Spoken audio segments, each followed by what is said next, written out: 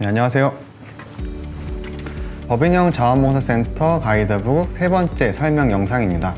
지난 영상에서는 인사노무에 대한 내용을 살펴보았는데요. 이번 영상에 대해서는 회계에 대한 이슈를 같이 살펴보고자 합니다. 먼저 센터의 연간 회계 업무의 순환에 대해서 말씀을 드리겠습니다. 센터의 연간 회계 업무는 1년간 수입이나 지출 등의 계획에 관한 예산을 편성을 하고 그 다음에 연중에 예산 내용에 따라서 수입과 지출을 집행을 하며 집행 내용을 장부에 기록하고 그 다음에 연말에 집행 및 기록 내용을 결산하고 이를 보고하는 순으로 진행이 됩니다. 아울러 법인형 자원봉사센터 같은 경우에는 지방자치단체로부터 보조금 같은 재원을 조달받고 있기 때문에 회계 처리 과정에서 지방자치단체에서 제시하는 보조금 등의 예산 편성 기준이나 아니면 보조금 관리 지침 이러한 내용을 숙지하고 준수하실 필요가 있습니다. 저희 가이드북에서는 이러한 회계 업무의 일련의 순환 중에서 주의해야 할 장부의 기록 방법, 그리고 계약, 그 다음에 물품 관리, 결산 및 보고 이 부분에 대해서 중점을 두어 설명을 하였습니다. 네, 먼저 장부의 기록 방법에 대해서 살펴보도록 하겠습니다. 수입과 지출의 집행 과정에서 수입 결의서, 그리고 지출 결의서의 결제와 해당 수입 지출 절차가 완료되면 결의서의 내용을 장부에 기록하실 필요가 있는데요. 이러한 장부 기록 행위를 회계적으로는 부기라고 부르기도 합니다. 부기의 방법으로는 반식부기와 복식부기가 있는데요. 반식부기란 현금의 수지를 기준으로 수입 지출 내용만을 기록하는 부기 방식을 의미를 하고요. 복식부기란 매 거래마다 차변과 대변을 동시에 기록하는 부기 방식을 의미합니다. 그런데 우리 자원봉사활동 기본법에서는 법인형 자원봉사센터에 적용되는 어떤 회계 기준 이런 것들을 이제 규정을 하고 있지가 않습니다. 그러다 보니까 원칙적으로 센터는 내부적으로 회계 처리를 하실 수가 있는데 현실적으로는 센터의 재원 대부분이 지자체에서 보조금 등으로 조달이 되고 있기 때문에 지자체에서 요구하는 회계 관련 서류의 내용이나 보고 방식에 맞추어서 단식부기 형태로 장부를 기록하는 것이 일반적인 관행인 것 같습니다. 이러한 반식부기 방식에서는 기본적으로 수입과 지출이 기록되는 회계 장부나 현금 출납부 외에 총 계정 원장, 재산 대장, 물품 관리 대장, 급여 대장 이렇게 여러 가지 보조 장부를 마련해서 현금 외의 자산을 관리하실 필요가 있습니다. 다만 법인세법에 따라서 기획재정부 장관으로부터 공익법인으로 지정을 받은 그 자원봉사센터도 있으실 텐데요. 이렇게 공익법인으로 지정을 받은 센터 같은 경우에는 공익법인 회계 기준이 추가로 적용이 됩니다. 그러다 보니까 이러한 센터에서는 그 회계 기준에서 요구하는 바에 따라서 복식부기 형태로 회계 처리를 해야 되고요. 이러한 복식부기 회계 처리를 통해서 결산 과정에서 재무상태표, 운영성과표, 주석과 같은 재무제표를 작성할 것을 이제 요구되고 있습니다. 회계 기준에서 사용하는 구체적인 계정 과목에 관하여는 저희 가이드북에서 상세하게 설명을 하고 있기 때문에 해당 부분의 그 계정 과목 설명을 참고해 주시기 바랍니다. 다음으로 계약 절차에 대해서 말씀드리도록 하겠습니다. 지방자치단체 세출예산 집행 기준에 의하면 보조사업자가 경비를 집행하는 경우에는 지방계약법령을 적용하여 대행사업자를 선정을 하고 계약을 이행하도록 그렇게 관리감독을 하도록 하고 있는데요. 이에 따라 자원봉사센터에서는 계약과 같은 지출 원인 행위를 할 때 지방자치단체를 당사자로 하는 계약에 관한 법률이라는 법상의 어떤 절차를 준수하실 필요가 있습니다. 지방계약법은 지방자치단체가 외주 용역 등의 계약을 체결하는 경우에 공정하게 계약 상대방을 선정할 수 있도록 원칙적으로 입찰이라는 절차에 따라서 계약을 진행하도록 규정을 하고 있습니다. 지방계약법상의 계약 방식은 크게 일반 경쟁 입찰에 의한 계약, 그리고 제한 경쟁 입찰에 의한 계약, 지명 입찰에 의한 계약, 그리고 입찰이 아닌 수의 계약으로 구분이 될 수가 있습니다. 먼저 일반 경쟁 입찰에 의한 계약은 계약의 목적과 조건을 공고하여 자격을 갖춘 불특정 다수인을 입찰에 참여하게 하고 그중 가장 유리한 조건을 제시한 사람을 낙찰자로 결정하여 계약을 체결하는 방식을 의미합니다.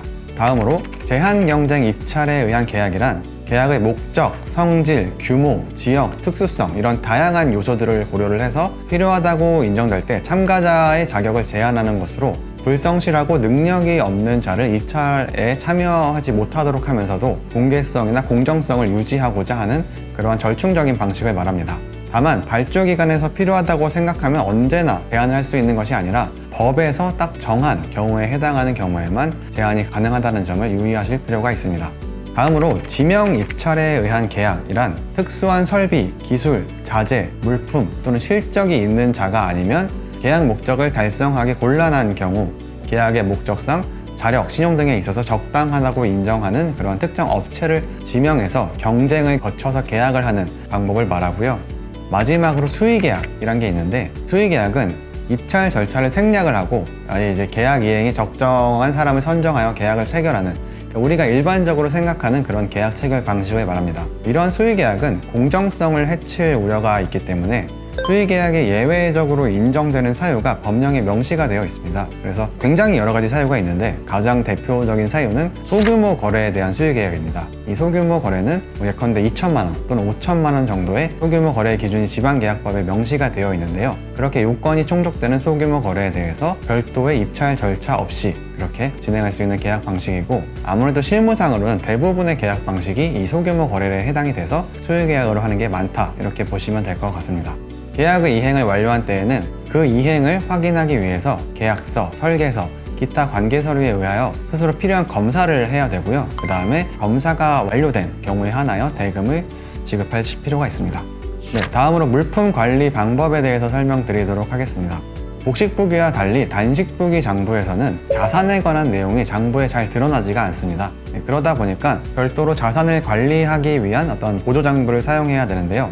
이때 이제 보통 대부분 문제가 되는 게 물품의 관리 장부입니다. 물품은 회계적으로는 비품과 소모품, 이 두 가지 개념으로 구분을 하고 있는데요. 비품은 비교적 장기간 사용할 수 있는 물품 또는 취득 단가가 좀 높은 물품을 의미하고요. 반면 소모품은 사용함으로써 소모되거나 파손되기 쉬운 물품과 또는 취득 단가가 낮은 물품을 의미한다, 이렇게 보시면 되겠습니다. 다만 이 비품이나 소모품의 기준에 대해서 100만 원 이상이면 비품이고 이하면 소모품이고 이런 식으로 딱 단가가 명확하게 법령에 규정이 되어 있지는 않기 때문에 비품과 소모품의 명확한 구분에 대해서는 해당 지자체와 협의해서 정하실 필요가 있겠습니다. 이러한 물품은 특성상 분실이나 파손 가능성이 높기 때문에 센터장은 권한의 수준에 따라서 센터의 물품을 관리하는 자를 지정을 해서 물품 관리를 하실 필요가 있는데요. 지정받은 물품 관리자나 물품 출납원은 품목별로 물품 출납 및 운영카드를 비치를 하고, 그 다음에 물품의 관리에 필요한 사항을 기록을 하면서 유지하실 필요가 있습니다. 한편 자원봉사센터가 보유한 물품의 실제 수량과 장부상 수량을 대조 확인하기 위하여 정기 재물조사나 특별 재물조사를 실시할 수가 있는데요. 이 경우 물품 관리자는 조사 결과 보고서를 작성을 하셔서 센터장에게 보고하고, 그 다음에 우리가 원래 갖고 있었던 물품 대장과 뭔가 차이가 있을 때는 그 필요한 조치사항을 취하셔야 할 필요가 있습니다. 다음으로 결산과 보고에 대해서 말씀드리도록 하겠습니다. 결산이란 회계기간 말에 수입과 지출을 마감을 하고 계산을 함으로써 그 기간의 회계 결과를 확정하는 일련의 절차를 의미를 합니다. 지방자치단체는 조례 등에 따라서 연 1회 이상 결산 보고서 확인을 통해서 자원봉사센터의 예산 집행이 투명하게 이루어지도록 지도하고 감독하고 있습니다. 센터는 결산 과정에서 회계장부 외에도 물품 대장이나 기타 부속 서류가 적절하게 업데이트되고 있는지 대조 검토를 하실 필요가 있습니다. 특히 세입 잔액에서 세출 잔액을 뺀 잔액이 결국에는 반납 잔액 또는 이월금이 될 텐데, 이 잔액이 회계 기간 말 현재 센터의 예금 잔고 또는 현금 출납부 잔액과 일치하는지 반드시 확인하는 절차가 필요하겠습니다. 결산 과정에서 반납금이나 과오납이 있는 경우 여입, 반환 등 미정산 부분을 확인을 하고 퇴직 적립금이나 아니면 퇴직급여 충당금의 적립 여부를 확인하실 필요가 있겠습니다. 아울러 비품 대장과 현물 재고를 상호 확인하고 재물조사 실시 여부도 확인하는 업무 등을 이 결산 과정에서 수행하시게 됩니다. 이러한 과정을 통하여 이사회에서 결산안을 수립을 하면은 차년도 정기총회에서 의결을 함으로써 결산이 확정이 되고요. 이렇게 확정된 결산은 주무관청에서 요구하는 보고 시기에 맞추어서 그 주무관청에 보고가 되어야 하고요. 한편 보조금 사업을 집행하는 경우에는 각 지자체에서 정하는 절차에 따라서 그 개별 보조금 정산 절차를 마무리하실 필요가 있겠습니다. 결산이 완료되면은 대부분의 센터는 감사를 받게 되십니다. 센터가 받게 되는 감사의 종류에는 되게 여러 가지 종류가 있어요. 제일 먼저 총회에서 선임된 감사에 의하여 실시되는 내부 감사가 있고요. 그리고 비영리 법인으로서 비정기적으로 주무관청에 의한 감사도 실시가 될 수 있습니다. 한편 뒤에 영상에서 말씀드릴 것처럼 보조금 규모에 따라서 그 지방보조금법상 보조금 정산 내역에 대해서 외부 감사를 의무적으로 받아야 할 수도 있고요. 아울러 법인세법에 따라 공익법인으로 지정받은 센터의 경우에는 1년간의 회계 전체에 대해서 회계법인으로부터 외부 감사를 받아야 하는 세법상의 의무를 부담할 수도 있습니다. 다음으로 지방보조금의 사용 절차에 대해서 말씀드리도록 하겠습니다.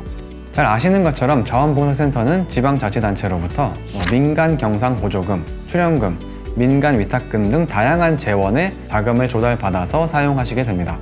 이 중 민간경상보조금은 지방보조금으로서 지방자치단체 보조금 관리에 관한 법률이라는 그 법에 적용을 받게 되는데요. 이 법에 따라서 지방보조금의 신청부터 정산까지의 어떤 규율을 받게 된다, 이렇게 보시면 되겠습니다.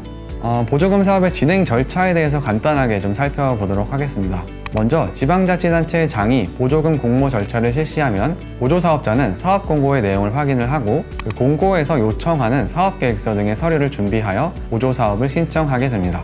지방자치단체의 장은 예산 범위 내에서 이렇게 신청을 한 사람들을 대상으로 지방보조금 심의위원회라는 위원회를 개최를 해서 그 심의를 하게 되고요. 그 심의를 거쳐서 보조사업자를 선정을 하게 됩니다. 원래 신청했던 보조금 예산은 담당 부서나 아니면 심의위원회 또는 지방의회 이런 곳의 심의 절차를 거치면서 다소 삭감되는 경우가 일반적이고요. 지방의회 예산 심의를 거쳐서 보조금 예산이 최종적으로 확정이 되면은 심의위원회에서 선정된 보조사업자는 지방자치단체장이 정하는 기간 내에 보조금의 교부를 신청을 하셔야 됩니다.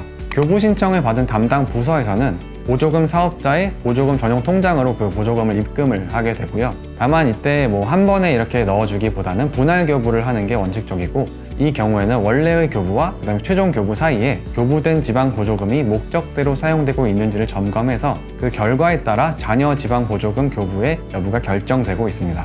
보조사업자는 보조금 전용 통장과 연결된 그 보조금 결제 전용 카드를 사용을 하셔야 되는데요. 만일 카드 사용이 불가한 경우에는 전자세금 계산서와 함께 계좌 입금 등의 방식을 통해서 관리해야 됩니다. 다시 말해서 현금으로 결제하는 건 원칙적으로 제한된다는 말이고요. 또한 지방보조사업자는 교부받은 지방보조금에 대하여 별도의 계정을 설정하고 자체의 수입과 지출 이런 것과는 구분해서 별도 회계로 관리를 하셔야 하고요. 굉장히 엄격한 관리 의무를 준수하실 필요가 있습니다. 지방보조사업자는 사정의 변경으로 사업 내용 등을 변경하려면 원칙적으로 지방자치단체장의 승인을 받아야 하고 당해 회계연도 내에 집행을 완료한 후에 집행 잔액 등을 반납을 하셔야 됩니다.